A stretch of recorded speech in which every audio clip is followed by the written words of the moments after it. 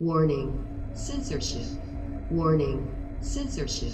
These people are coming, and some of them are telling me, they're telling me, Maxime, I'm sorry, I didn't vote for you at the last election. I didn't want to split the vote. I wanted to get rid of Justin Trudeau, and I vote for Andrew Scheer. But this time I will support you, because these people, the strong conservatives, people in the Conservative Party that believe in a free country and conservative values, they know that the Conservative Party is not conservative anymore, and we are the only conservative or freedom option in this country. So more of them are coming on our side. So I don't know what will happen the day of the election, but I can tell you that will be a nice surprise for a lot of people. I'm a small business owner. I have 3 small children. And I'm running to basically have the government leave us alone so that we can enjoy the freedoms that are our rights here in Canada. And I don't lobby on behalf of large corporations. And I am just an average guy who wants to make a difference here in the community. David Menzies for Rebel News here in Thornhill, Ontario. Well, folks, I'm at a rally for the People's Party of Canada candidate for the Thornhill riding. That would be Samuel Greenfield. I can tell you it's a very friendly crowd, far better than yesterday. There was an Aaron O'Toole rally in Richmond Hill. Check out this photo. Yeah, it kind of looks like a Joe Biden rally, but well, that's the way it goes. We'll have to see how things come out at the ballot box in the weeks ahead on the presumed federal election. In the meantime, Samuel Greenfield is going to say something, and he is supported by the head of the People's Party of Canada, Maxime Bernier, and for added moral support, Randy Hillier is here as well, and we're hoping to talk to those individuals after the speeches as well. So let's see how things turn out. When we look across to the other side, there is no more slope. It's a dark, dark place. If we keep going on the path that our federal government and our provincial government has taken us. Well, I'm with Patrick Doucette. He is the PPC candidate for the riding of Waterloo. And I got to tell you, just a few days ago, Patrick, I was in Waterloo. It was to cover what I think is a shameful disgrace. It is Trinity Bible Chapel that has been shut down since April 30th. And yet you had hundreds of congregants in the lawn, on the lawn, still practicing their faith. Tell me, I don't get it. What is it that the Toronto Blue Jays qualify for a national interest exemption? Walmart, Costco, the LCBO stores, they never shut down. And yet these people have been locked out of their church since April 30th. What do you make of that? It is very shameful, David. And I'm glad you bring that up, because you have a situation where people can enjoy their freedoms in many different other venues. As you mentioned, big box stores, sporting events. But Trinity Bible Chapel has been singled out and basically persecuted for wanting to gather on a Sunday and worship that they've been used to for many, many years. And it's totally unfair, and it's something that the People's Party of Canada wants to fight against. More and more Canadians are waking up, more and more citizens in Waterloo and all the ridings are waking up and saying, hey, why is it only the People's Party of Canada is stepping up and saying this is not right? This is false. What they're doing to us is against our charter rights. And they're going online and they're reading the charter rights. They're saying, hey, this is against our rights. This is almost like an assault. And I don't want to over exaggerate it, but this is a very real threat to our rights and freedoms that people need to wake up and say, hey, I'm going to take action. I'm going to take action with my vote. And I'm going to say, hey, this lie about splitting the vote and all that stuff. No, the People's Party of Canada is gaining momentum every single day because people are waking up to the truth. Never did I think we would be masking up our children and teaching our children that they're dangerous vectors of disease, sending these little children home terrified, full of nightmares that they're going to harm and injure their moms and their dads. Well, I'm with Samuel Greenfield. He is the PPC candidate for the riding of Thornhill. And Samuel, let us begin by talking about this individual riding. I mean, the last time I was at a Thornhill riding event, it didn't go well. Ended up in the back of a police cruiser, evidently asking insensitive questions to a conservative running is verboten. Can you tell us what is the reception is of Melissa Lantzman running there. And I mention her because just a year ago, she was a paid lobbyist for Walmart, making sure that Walmart didn't lose a day's worth of business, making sure that the little independent mom and pop businesses shut down so this multi-billion-dollar U.S. conglomerate could succeed. And yet here we are in 2021, and she is the woman of the people. Are people buying this? Well, how many people were at her event the day you got arrested? Far fewer than here, I have to tell you, way fewer. So I think that's your answer, isn't it? That we're running to be an alternative to what Melissa represents. So I'm a small business owner. I have 3 small children, and I'm running to basically have the government leave us alone so that we can enjoy the freedoms that are our rights here in Canada. And I don't lobby on behalf of large corporations. And I am just an average guy who wants to make a difference here in the community and have the potential to go to Ottawa to be a fresh voice for freedom and reason, because that's what we're lacking right now, is that leadership, people who are willing to come out and actually stand up for our values. Samuel, one last question. If there's somebody on the fence as to who to vote for, come perhaps next month is when the election is anticipated to happen. What is your elevator pitch to that person? Why do I vote for Samuel Greenfield of the PPC? Because you're sick and tired of being taken for granted by corrupt conservative politicians, and you want to take your country back. You want your freedom back. You want to be left alone by your government, to be left in peace, to pursue your dreams in this great country of ours. Because like Randy said, you have the People's Party on one side and all these establishment politicians on the other side. On a lot of subjects, I will speak yet about ending the lockdowns. But more than that, I will speak for sustainable immigration. I'm saying no to mass immigration. I will speak to end the Paris Accord. Well, I'm with the People's Party of Canada leader, Maxime Bernier. And Maxime, I took in your speech and you mentioned a common sense revolution that threw me back to 1995 in Ontario when everybody wrote off Mike Harris, the media elites, the intellectuals. But he professed a common sense revolution. He had some very specific planks in that. What are the, say, 3 main planks of a PPC common sense revolution?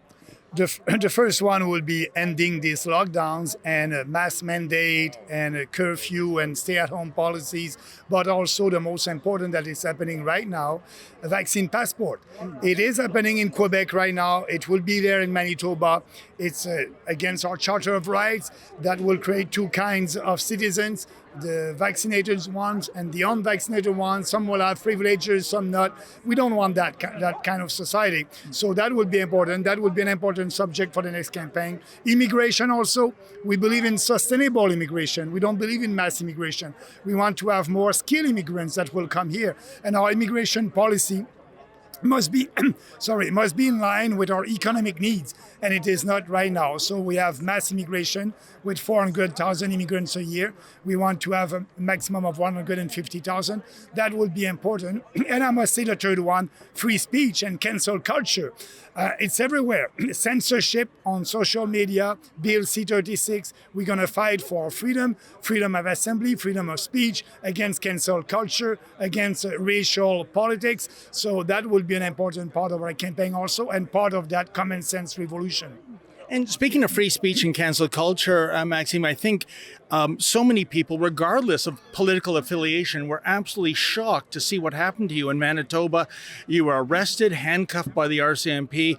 I think you turned it around for a victory for yourself when the officer said, "Do you have any weapons?" And you said, "Only my words." Or anything like that? Sorry? Anything on you that's going to hurt me or anything like that? No, anything will hurt you. Only my words, only my philosophy, only what I believe in.